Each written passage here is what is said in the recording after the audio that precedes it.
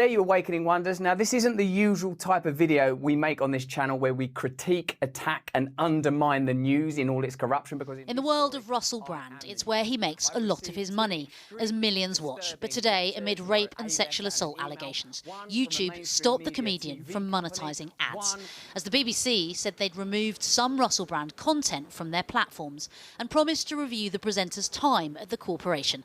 He never did anything that wasn't consensual with me. Georgina Bailey will never forget Russell Brand and Jonathan Ross's stint at Radio 2. She was the woman at the centre of the so-called Saxgate scandal. The pair left a now infamous prank voicemail on her grandfather's phone, detailing Brand's sexual encounters with Georgina. Oh, hello, Andrew Sachs. This is Russell Brand. I'm a great appreciator of your work. What impact did all of that have on you at the time? It was a very, very dark time. I was full of shame and self-hatred, and victim blaming was like the main consequence. Just kind of fell into like a booze and drugs lifestyle, and yeah, that was pretty dark. I'm lucky to be alive, to be honest. How did you feel towards Russell Brand at the time? I just felt like, oh well, there's no point in saying anything about this because he's going to get away with it because he's Russell Brand. The scandal prompted thousands of complaints and saw Brand resign from the BBC and later apologise. Please, I must go to the car. Did you feel that you were shamed at the time as the woman in that whole situation? I was sort of chewed up and spat out in a way, and I wish that I had never said a word. This brings up the whole massive issue of slut shamings. It's still bullying what they did.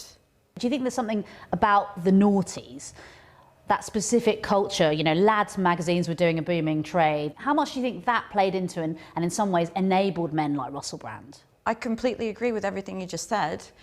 It was totally fine to talk about my appearance and what I did in the bedroom. You know, it's so gross. And they did enable Shagger of the Year. What's that for? Like, why invent that award? It's so weird. And yet you were the victim in that situation. I mean, I was the scapegoat for sure, because it's really easy to put a scarlet letter on a woman. It's been happening all through history. While several women have now come forward to claim the comedian abused them, Georgina says her relationship with Brand was always consensual. Do you recognise the Russell Brand that you knew? Not at all. I don't. But that's not to say that it's not true. Because I don't know. Nobody will know unless they were in that room. Do you think they were brave to come forward, these women? Of course they were. They were so brave because they're going up against a mighty power there. You know, but it's a different time now. If it was 2008 still, they would have just been brushed under the carpet.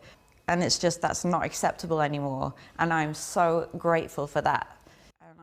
In the past few years, Georgina says several women have contacted her, claiming Brand abused them. These girls started to contact me through social media, and I just really felt for them, but I wasn't going to join in with it because it's not my experience.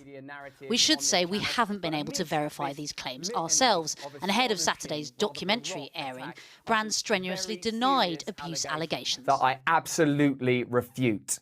On that apology video today, the Commons Culture Committee wrote to TikTok with concerns that Brand may be able to profit from it, while MPs said a major inquiry into what they called open secrets in the TV industry could be coming in days, as the BBC launched their own internal review today.